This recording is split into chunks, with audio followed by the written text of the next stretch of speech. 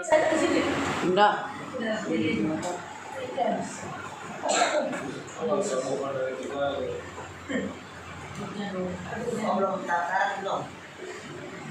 Enggak. Puji nama Tuhan, selamat sore, shalom. Ya, shalom.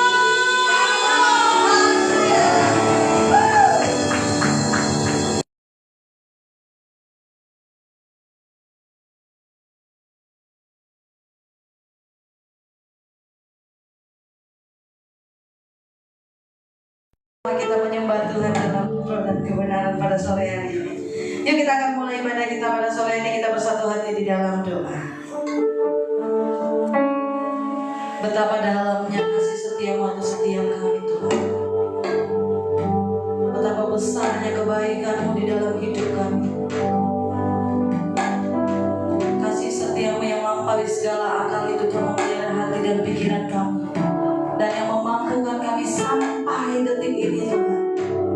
Boleh berdiri di gereja bersama-sama menaikkan pujian sukacita kami dengan setiap kerinduan dan rasa haus dan lapar kami akan Engkau Tuhan. Penuhi setiap kami dengan Roh-Mu yang kudus.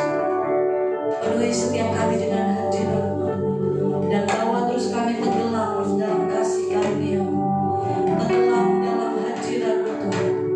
Menari-nari bersama-sama dengan para malaikat, membawa setiap nyanyian dan syukur kami, dan biarlah lewat pujian sukacita kami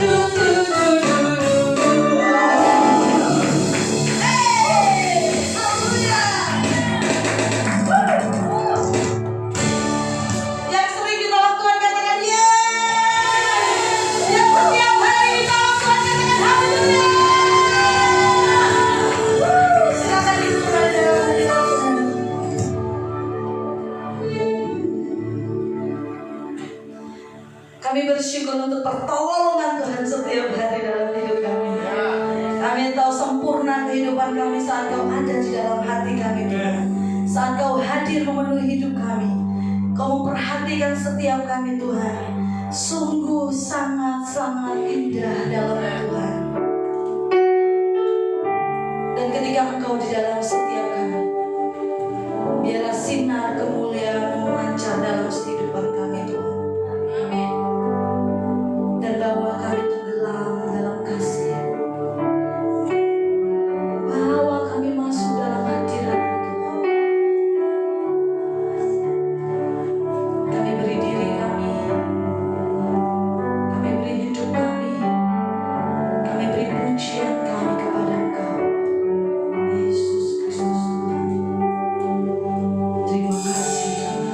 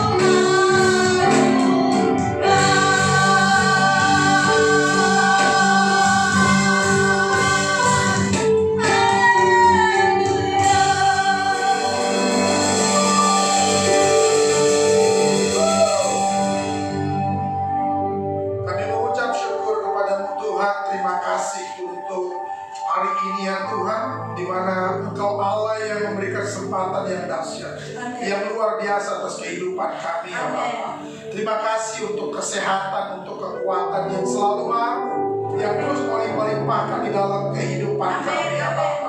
Terima kasih untuk segala hal yang telah Kau nyatakan di dalam kehidupan kami dan yang akan Kau nyatakan di dalam kehidupan kami ya Bapa.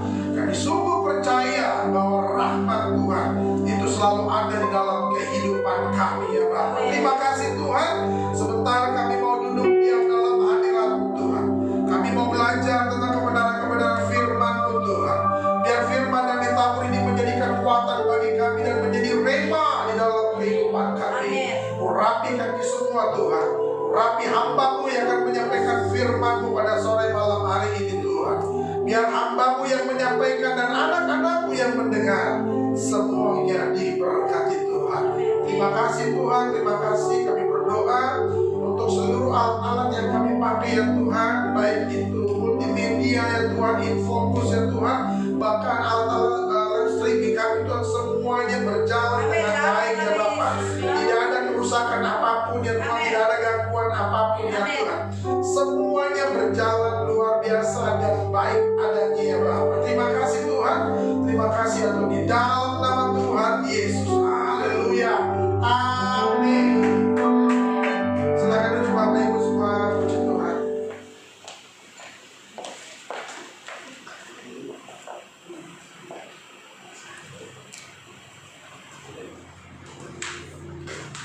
Salam saudara.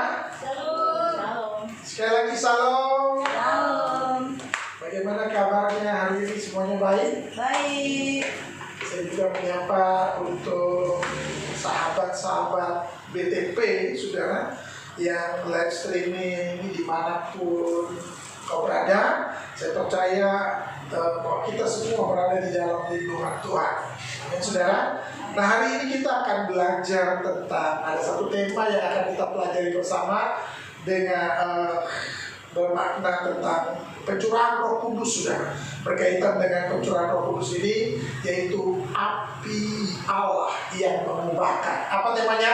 Api Allah yang mengubahkan. Api Allah yang mengubahkan. Nah saudara, kenapa saya mengambil tema seperti ini saudara? Saya percaya di masa-masa Pentakosta ini, saya percaya bahwa kita pasti mengalami pencurahan Roh Kudus itu setiap hari pastinya saudara. Bukan hari ini aja di tanggal 8 Juni ini ada pencurahan Roh Kudus saudara, tapi setiap hari kita mengalami kepenuhan Roh Kudus itu. Katakan amin. Amin. Jadi semua kita yang ada di tempat ini, yang ada di onsite maupun yang ada di online, semuanya kita berada di dalam hadirat Tuhan dan kita semua selalu mengalami kepenuhan Roh Kudus itu. Katakan amin. Amin. Katakan kanan kirinya, saya kepenuhan Roh Kudus. Haleluya. Saudara tahu ini apa? Ini apa?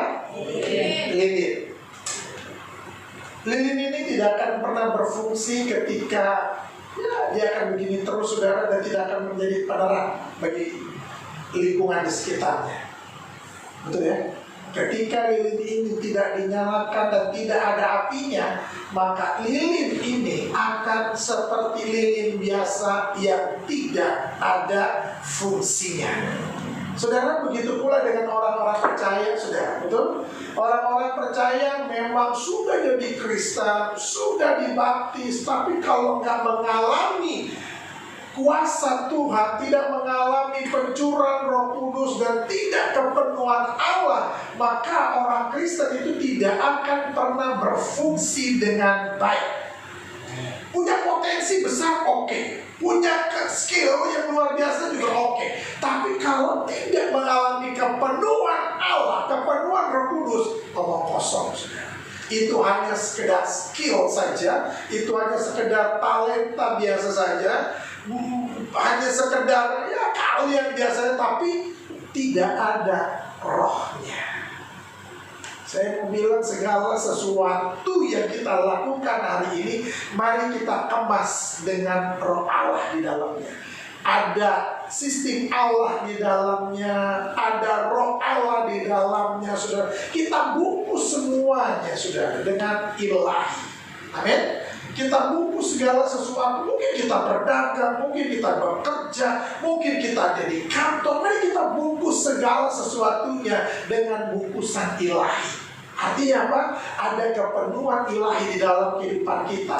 Lilin tidak akan pernah berubah, saudara, di situ, karena fungsinya dia nggak terpenuhi. Dia akan seperti yang begini terus, saudara. Selamanya sampai Tuhan Yesus datang, dia akan begini terus. Tidak akan pernah berubah. Tapi dia juga tidak berfungsi dengan baik. Kenapa? Karena tidak ada apinya. Orang Kristen begini saja, orang Kristen, saudara, betul? Sudah dibaptis, sudah mengikuti kegiatan pelayanan, saudara. Tapi kalau tidak ada Roh Kudus, omong kosong. Amin. Ini yang harus kita perhatikan baik-baik. Dan mari kita hari ini kita menggali pencurahan Roh Kudus dalam kehidupan orang-orang percaya, saudara. Mengapa pencurahan Roh Kudus itu sangat penting dalam sejarah gereja? Hari ini semua gereja di Indonesia, bahkan bangsa-bangsa, itu semuanya sedang merayakan pencurahan Roh Kudus, saudara. Tapi saya mau bilang, pencurahan Roh Kudus itu tiap hari. Amin. Kepenuhan Roh Allah itu harusnya tiap hari. Pertobatan itu tiap hari, saudara. Amin, saudara. Jadi hidup kita tuh enak, indah gitu kan. Karena apa? Karena kita berjalan sesuai dengan apa yang Tuhan mau. Kita berjalan dalam sistem Allah. Kita berjalan dalam konsep kerajaan Allah, saudara. Kenapa? Karena kita kepenuhan Roh Allah itu sendiri. Amin.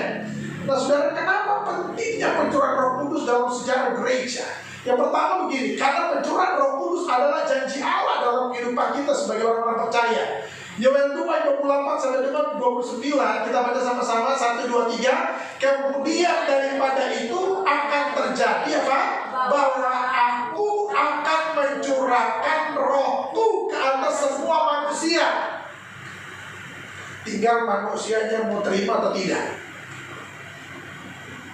Tinggal manusianya. Janji Tuhan adalah aku akan mencurahkan Rohku ke atas semua manusia. Gak peduli mau agama apapun, mau manusia modelnya seperti apa, mau warna kulitnya berbeda, gak ada urusan. Karena janji Allah adalah aku akan mencurahkan Rohku ke atas semua manusia. Tergantung dari manusianya mau menerima Roh Allah itu atau menolak. Amin. Mau menerima pencurahan Roh Kudus itu, Roh Allah diam di dalam dirinya, atau dia menolak Roh Allah itu. Ini yang harus kita pahami, saudara. Makanya ada sebuah perbedaan orang Kristen yang satu dengan orang Kristen yang ini. Kok yang ini bertambah, bertumbuh, berakar, berbuah, hidupnya penuh dengan kemuliaan Allah. Yang satu enggak, biasa-biasa aja. Padahal sama-sama orang Kristen. Apa yang menjadi rahasianya? Roh Allah ada di dalam hidupnya. Amin. Amin. Orang yang kalau Roh Allah ada dalam hidupnya penuh dengan damai sejahtera, penuh dengan sukacita. Damai sejahteranya ada, saudara. Hidupnya penuh dengan kedamaian, betul? Gak ada yang namanya dendam-dendaman, saudara, benci-bencian, hujat-menghujat, fitnah-memfitnah. Kenapa? Roh Allah hidup di dalam kita. Amin. Makanya di dalam dunia ini, di dalam hidup kita, manusia, itu ada dua roh yang bercokol. Dan mana yang lebih kuat? Ada roh Tuhan sama roh hantu, roh setan. Mana yang lebih kuat? Roh Tuhan atau roh setan, saudara? Amin. Kalau roh Tuhan yang kuat, maka hidup kita penuh dengan damai sejahtera. Dimanapun kita berada, kita selalu membawa sukacita. Dimanapun kita berada, kita selalu membawa kedamaian. Tapi kalau roh Tuhan atau roh hantu, roh setan yang bercokol kuat dalam hidup kita, jangan heran, ada dia pasti keributan terjadi. Kita bukan history maker, tapi kita menjadi trouble maker, saudara. Ini yang seringkali terjadi di dalam dunia pergerejaan, saudara. Bahkan bukan hanya di dunia pergerejaan, dunia berkantoran juga banyak, saudara. Bahkan di dunia bertetanggaan kita juga banyak, saudara. Kenapa? Banyak manusia yang roh setan, saudara. lebih mengutamakan rosetannya. Makanya apa? Lu jual, gua beli. Gua gak suka harga diri gua begini-begini. Ini terjadi, saudara, betul ya?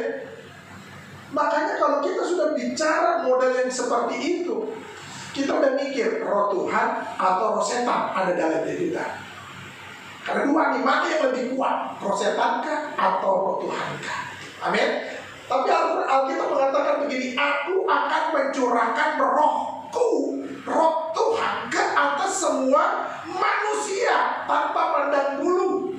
Mencurahkan dalam bahasa Ibrani itu adalah safa, artinya tindakan ilahi yang melimpah dan menyeluruh. Artinya ketika Tuhan mengatakan mencurahkan, ini bukan hanya sekedar mencurahkan saja, tetapi dia melakukan satu tindakan, dan tindakan itu nggak setengah-setengah, tapi menyeluruh. Itu yang Tuhan lakukan dalam kehidupan manusia. Amin. Kenapa? Karena yang Tuhan inginkan serupa segambar dengan Kristus, berkarakter dengan Kristus, itu yang Tuhan inginkan. Makanya dia mau, aku akan mencurahkan rohku kata semua manusia. Tergantung manusianya mau terima atau enggak. Amin. Kalau dia nggak mau terima, berarti ada setannya Tuhan. Jadi jangan pernah ngomong bahwa orang Kristen itu kudus enggak, saudara. Udah dia udah percaya Yesus, dia udah dibaptis. Nggak menentukan. Perjalanan hidup orang Kristen itu dinilai dari seberapa banyaknya dia membawa damai sejahtera. Betul, saudara? Perjalanan orang Kristen itu dinilai seberapa sering dia hidup di dalam Kristus, saudara. Seberapa dalamnya dia mengenal Tuhannya. Amin. Kalau roh Tuhan itu dalam kita, maka ada damai sejahtera. Amin. Ada sukacita. Makanya kan ada lagunya kan, bila roh Allah ada di dalamku, terus bukan menangis, bukan bersedih, bukan ketakutan, bukan kecewa, bukan cemas. Betul ya, saudara? Jadi kalau roh Allah ada di dalam hidupku, bukan menari, artinya apa? Ada sukacita, ada damai sejahtera di situ, saudara. Kenapa? Roh Allah hidup di dalam hidup kita. Jadi saudara udah bisa menilai, ini orang Kristen, ini orang Kristen. Tapi yang ini bawa damai sejahtera, yang ini bikin emosi. Yang ini bawaannya ini troublemaker terus, saudara. Ini bawaannya ini ngerusak melulu. Nah, kita udah bisa nilai roh Tuhankah, roh setankah yang kuat di dalam dirinya, saudara.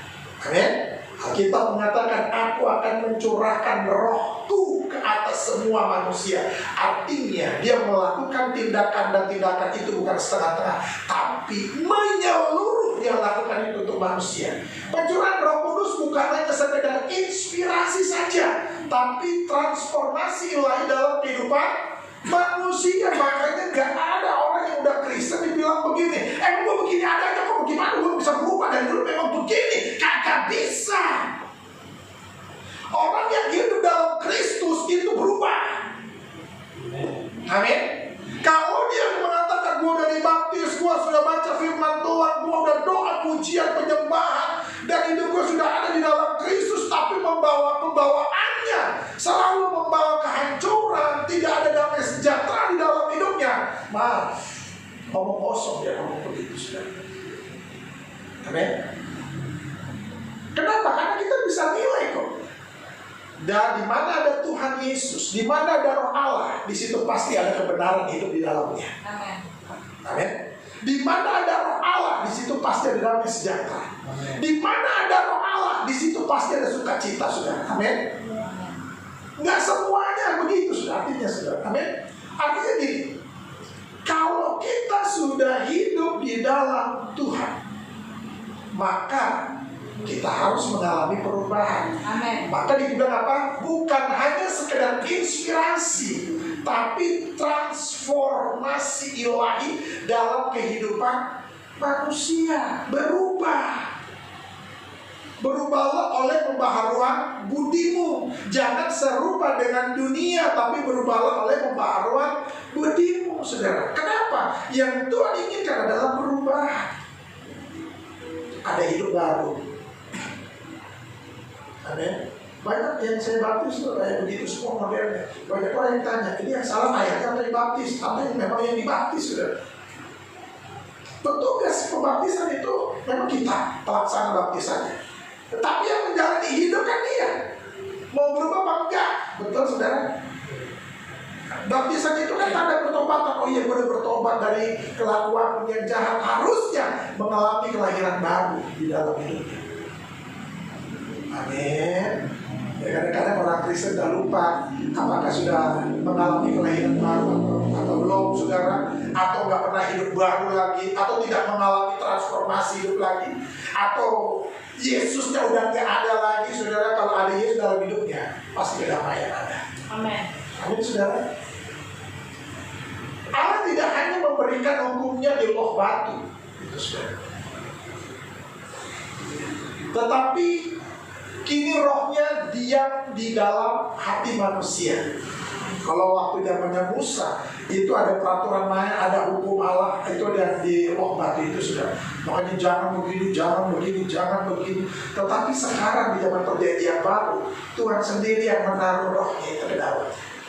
Nanti di dalamnya itu akan diajarkan. Makanya dibilang begini, aku akan mencurahkan kepadamu air jernih yang akan mentahirkan kamu dari segala kenajisanmu dan dari semua berhala-berhalamu. Aku akan mentahirkan kamu. Saudara udah merasa ditahirkan Tuhan belum sih? Saudara udah merasa ditahirkan Tuhan? Sudah? Kalau saudara sudah merasakan ditahirkan Tuhan, saudara pasti ngerti bahwa Tuhan saat ini sedang mencurahkan air jernih kepadamu yang akan terus membersihkan kehidupanku, sehingga target utama kita adalah serupa, segambar dengan Kristus itu tercapai. Kenapa? Kita menerima biar Tuhan bersihkan aku. Air jernih itu yang dari Tuhan itu membersihkan aku. Kamu akan kuberikan hati yang baru dan roh yang baru di dalam batinmu, dan aku akan menjauhkan dari tubuh hati yang keras dan kuberikan kepadamu hati yang tanah. Kalau orang yang model begini sudah tidak ada lagi pemberontakan. Kenapa? Dia udah ngerti, hatiku udah baru, rohku baru. Bukan yang model yang dulu-dulu lagi, yang bawaannya berontak terus, protes terus. Jangan seperti bangsa Israel 40 tahun yang ada di padang gurun, saudara. Kenapa? Karena berontak terus, karena protes terus, saudara. Tuhan ajar mereka dari situ supaya merendah hati. Makanya ini penting, saudara. Apakah kita merasa bahwa Tuhan itu sedang mentahirkan kita? Apakah kita tahu bahwa Tuhan sudah memberikan hati yang baru dan roh yang baru di dalam kehidupan kita, saudara? Dan rohku akan kuberikan diam di dalam batinmu, dan aku akan membuat kamu hidup menurut segala ketetapanku dan tetap berpegang pada peraturan-peraturanku dan apa? Melakukannya. Artinya apa? Bukan hanya sekedar mendengar, bukan hanya sekedar melihat, tapi melakukannya. Kenapa? Ada roh Allah diam di dalam hidup kita. Amin. Makanya orang yang kalau udah, ya oke lah orang Kristen, tapi kalau malas berdoa, malas baca firman Tuhan, malas muji nyembah Tuhan, ya maaf aja. Bukan yang begini modelnya, saudara. Nggak ada roh Tuhan di dalamnya, saudara. Kalau ada roh Tuhan, kita merasa aku sudah dijernihkan bersama Tuhan, aku sudah ditahirkan bersama Tuhan, dan Tuhan sudah memberikan kepada kita hati yang baru dan roh yang baru, dan Tuhan itu memberikan rohnya diam di dalam hati kita dan membuat kita ini akhirnya apa? Berjalan sesuai dengan rencana Tuhan, melakukan segala ketetapan-ketetapan Tuhan. Amin. Pribadi yang masih melenceng berarti tidak ada roh Tuhan di dalam hidupnya. Pribadi yang suka memberontak, nggak taat, saudara, tidak ada roh Tuhan. Kalau ada roh Tuhan, itu ada penundukan diri. Amin, saudara. Belajar dari Tuhan Yesus, saudara. Pada waktu di Taman Getsemani ada sebuah doa. Aku berserah, kalau bisa cawan ini berlalu daripada Tuhan, tapi biar kehendak-Mu yang jadi. Secara manusia dia nggak mau ada sesuatu yang nggak enak dalam hidupnya. Kalau bisa cawan ini berlalu daripada aku Tuhan. Artinya apa? Gue nggak mau ada masalah yang kayak gini. Tapi apa? Ngikutin proses. Amin. Artinya apa? Kalau udah lagi di proses udah tenang. Jangan berisik. Amin. Ada anak-anak kita kemana pada ujian itu saudara ya? Pada waktu ujian kan di kelasnya atau di depan pagarnya itu kan ada tulisan tuh harap tenang sedang ujian. Artinya apa? Kalau dalam ujian lu tenang, nggak usah cerewet, ngomong sana, ngomong sini, tergopoh-gopoh, lu tenang. Amin kan? Amin saudara? Katakan kanan kiri, harap tenang sedang ujian. Amin saudara ya? Jadi kalau kita kan semua pernah ujian di kelas ya.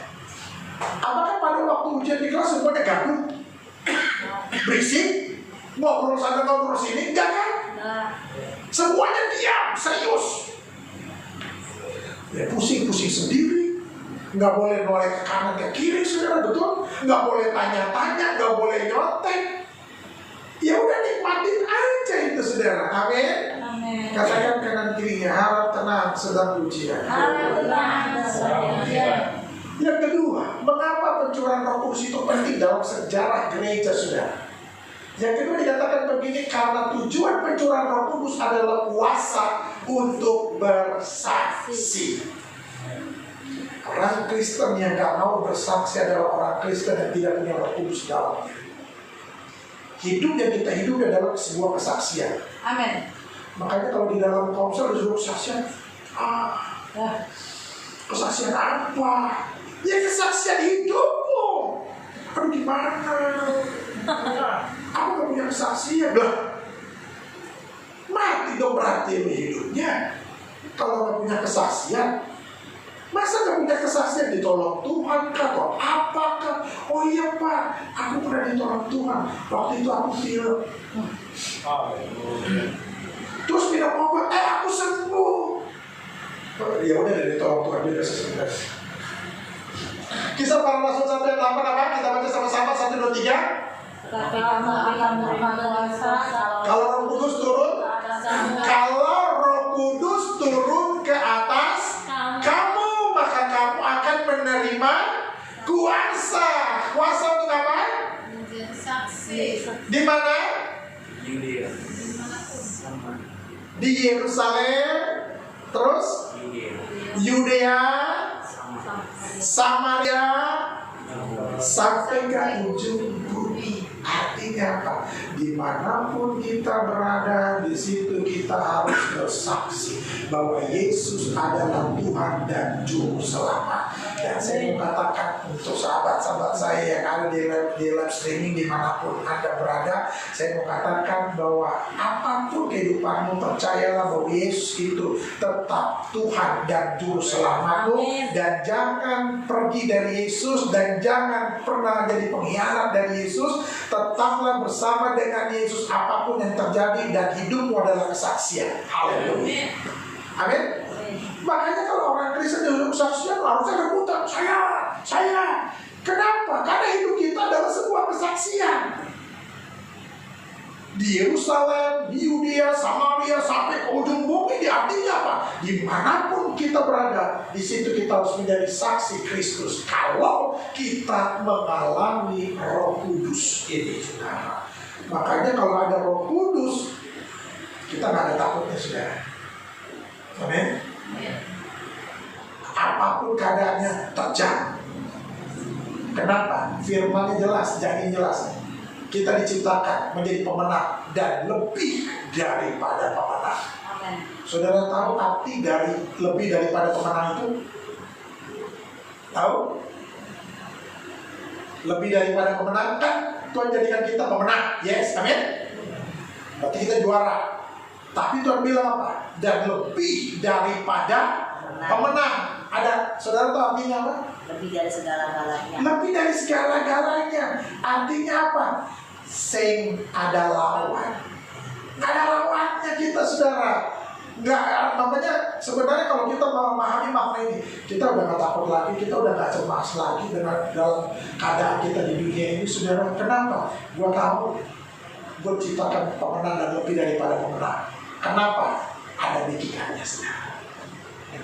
Ada Tuhan bersama dengan kita. Amin. Kalau Tuhan ada bersama dengan kita, siapa lawan kita? Amin, saudara. Jadi kita harus tahu nih, ketika pencurahan Roh Kudus itu terjadi, tujuannya apa? Untuk kita diberikan kuasa. Kuasa apa? Kuasa untuk bersaksi. Di mana? Yerusalem, Yudea, Samaria sampai ke ujung bumi. Itu tugas kita, saudara. Makanya kalau orang Kristen nggak mau bersaksi, dipertanyakan, lu ada Roh Kudus apa kan dalam hidupnya? Kalau ada Roh Kudus dalam hidupnya, dia pasti bersaksi, saudara. Pencurahan Roh Kudus terjadi tepat pada hari raya Pentakosta, artinya apa? Simbol paling pertama jiwa. Pencurahan dalam bahasa Yunani-nya adalah pneuma. Dalam konteks ini bukan sekedar nafas atau angin saja, tetapi daya aktif dari Allah yang hidup. Artinya apa, saudara? Kalau Roh Kudus ada dalam hidup kita, berarti ada keaktifan Tuhan dalam hidup kita. Kita menjadi manusia yang aktif, kita menjadi manusia yang bergerak. Kenapa? Karena ada Roh Allah hidup dalam kita. Makanya gak ada orang Kristen pemalas. Orang Kristen itu rajin. Kenapa? Ada daya aktif Kristus dalam hidup kita. Itu kalau ada Roh Kudusnya, ada pneumanya di dalam hidup kita, saudara. Bukan hanya sekedar nafas Allah saja, tetapi ada daya aktif dari Allah yang hidup itu.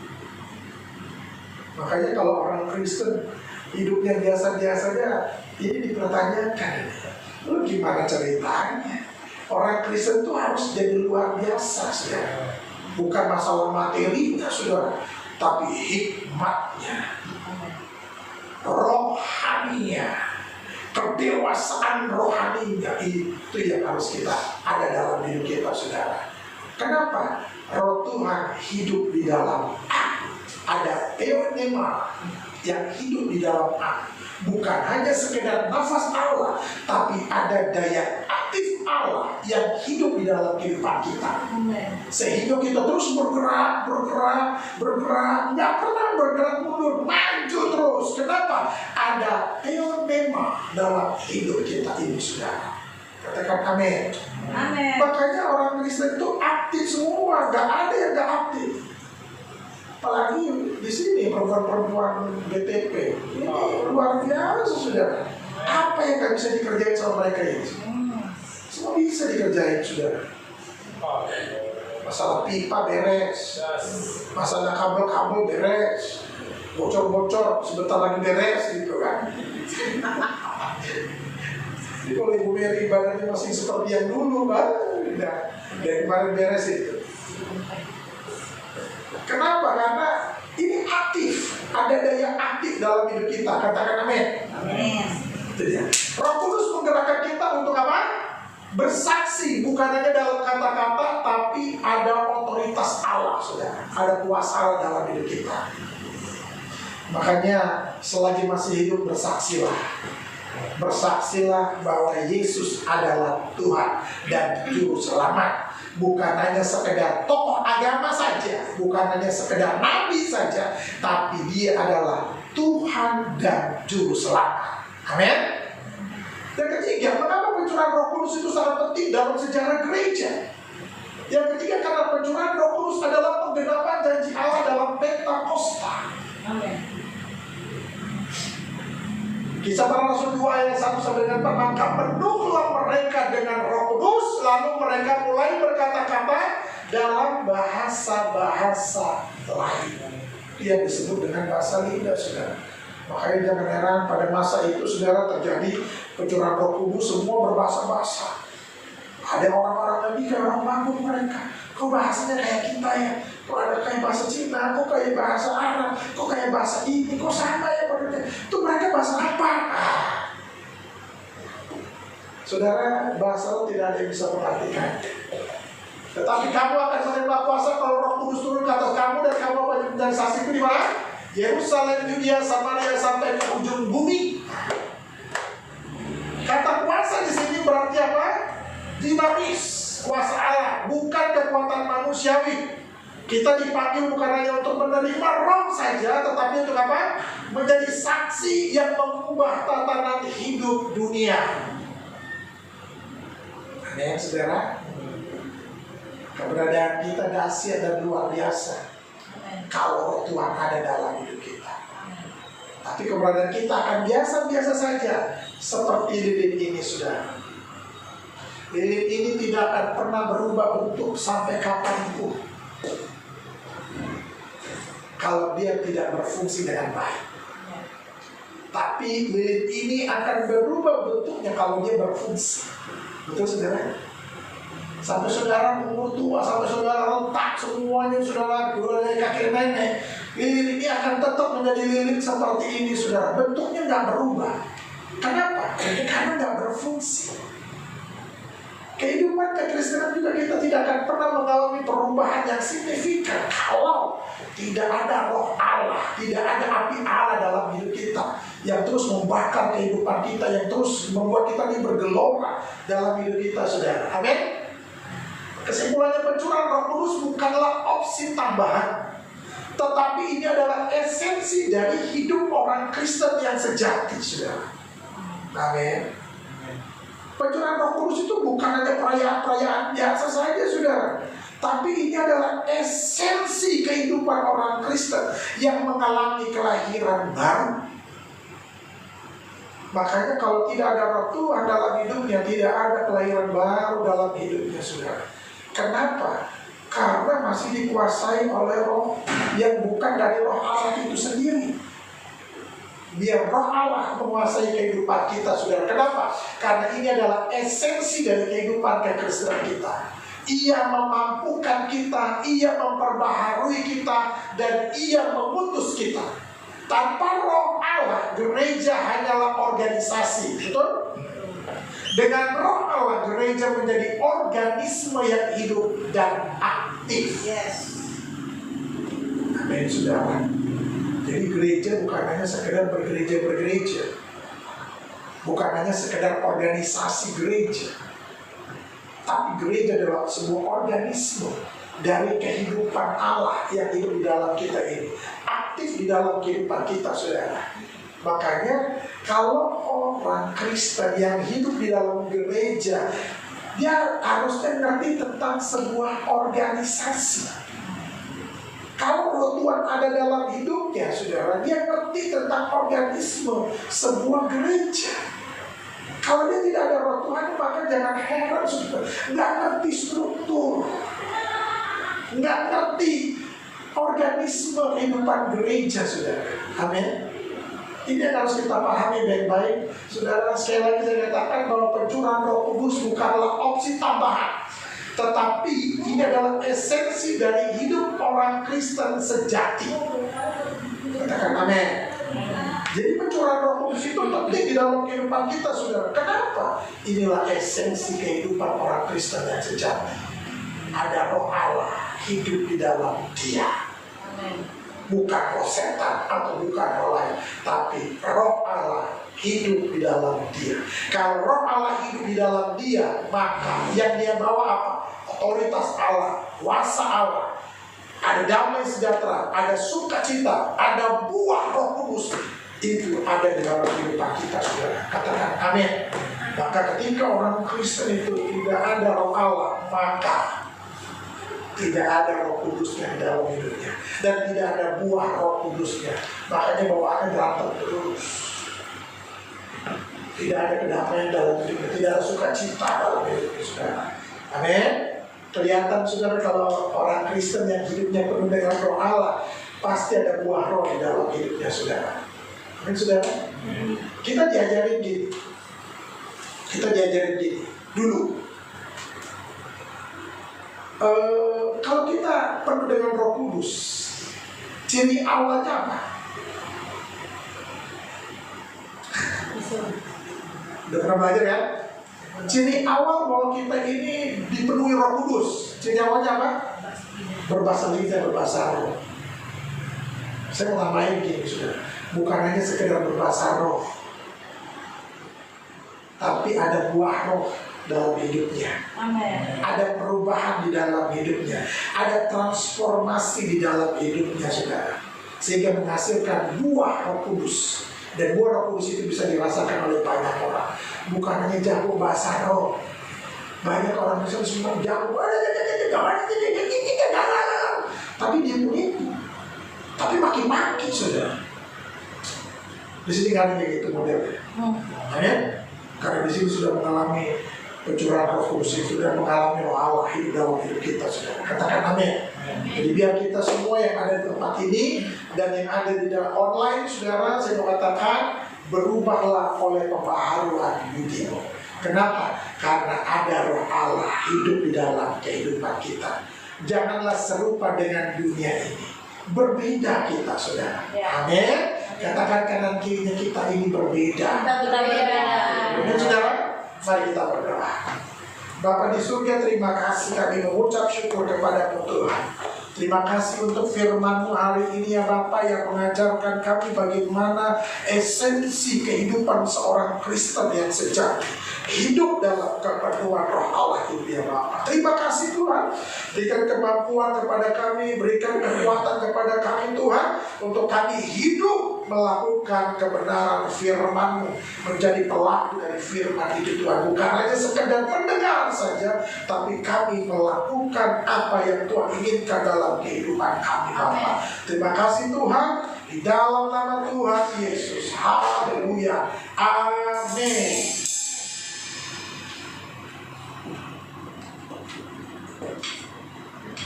Puji nama Tuhan, terima kasih buat hamba yang telah menyampaikan kebenaran firman Tuhan. Saya percaya kita semua diberkati, amin. Tiba saatnya kita akan memberikan persembahan, memberkati pekerjaan Tuhan di tempat ini. Kepada yang bertugas saya persilakan, dan kita bisa berlatih di dalam doa.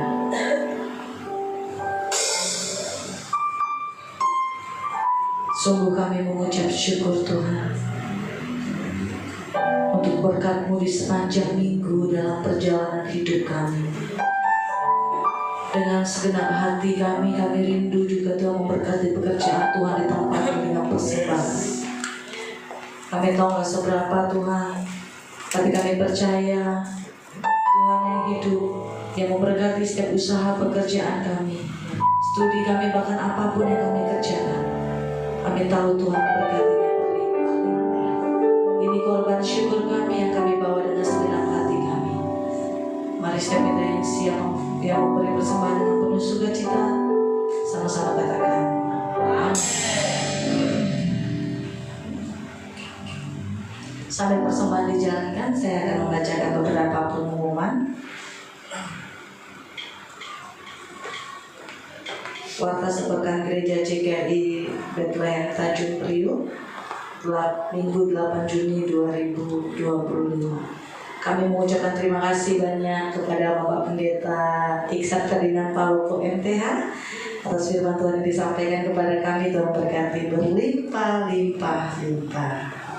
Puji nama Tuhan bagi Bapak Ibu yang rindu dilayani dalam penyerahan anak, baptisan air, counseling, bimbingan pranikah, pemberkatan nikah, pemberkatan rumah, kantor, dan lain-lain, atau pelayanan orang sakit, pelepasan, dan pelayanan kedukaan, dapat menghubungi Ibu Esther yang terkasih. Kami juga mengucapkan selamat ulang tahun atas ulang tahun kelahiran atau ulang tahun pernikahan Bapak Ibu pada bulan Juni ini. Tuhan Yesus yang memberkati. Jumat ini kita ada rumah doa Bapak Ibu di jam 7 malam, bertempat di GKI BTP lantai 1 di bawah. Kami harapkan semua jemaat, bahkan seluruh pengerja diwajibkan untuk dapat hadir pada pengajarannya Pak. Minggu ini kita pengajarannya Besti, jam 7 malam di tempat ini. Puji nama Tuhan.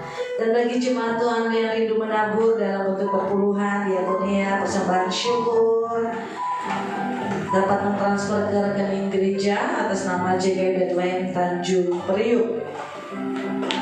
Kita juga punya koperasi Bapak Ibu yang rindu berbelanja kebutuhan sehari-hari, dapat menghubungi Ibu Esther. Puji nama Tuhan.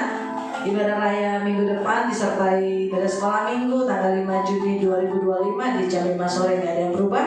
Saya harap kita dapat datang kembali di tempat ini bersama-sama memuji dan menyembah Tuhan. Nama Tuhan, demikian informasi untuk 1 minggu ke depan. Bapak Ibu, kita akan akhiri ibadah kita dengan doa syafaat. Kepada yang bertugas, saya persilakan.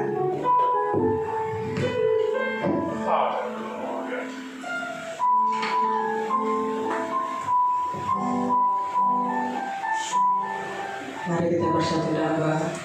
Tuhan Bapa kami, syukur Tuhan, terima kasih buat anugerah-Mu yang putih dalam kehidupan kami Tuhan, di mana hari ini Tuhan kami bisa datang bersama-sama memuliakan nama-Mu tempat ini Tuhan. Terima kasih Yesus, terima kasih Bapa. Kami mau berdoa Bapa buat gembala kami, Pendeta Iksan Ferdinand Palopo Tuhan. Kau memberkati hamba-Mu ini Tuhan, berkati pekerjaan.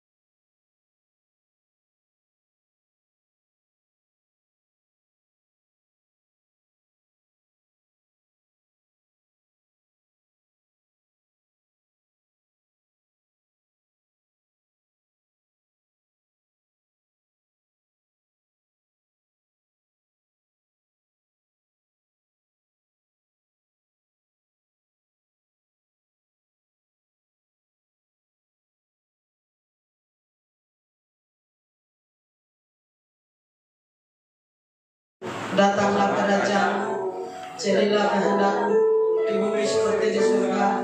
Berikanlah kami pada hari ini makanan kami yang sesungguhnya, dan ampunilah akan kesalahan kami, seperti kami juga mengampuni orang bersalah kepada kami. Dan janganlah membawa kami ke dalam pencobaan, bebaskanlah kami dari yang jahat, karena Kau yang punya kerajaan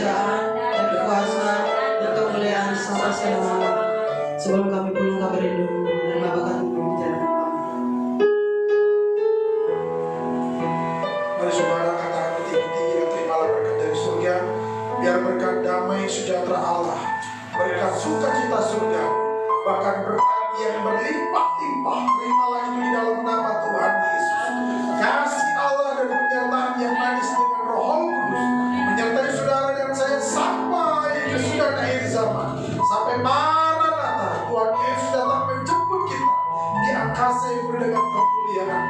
Mari saudara yang sudah diberkati Tuhan, mari kita sama-sama katakan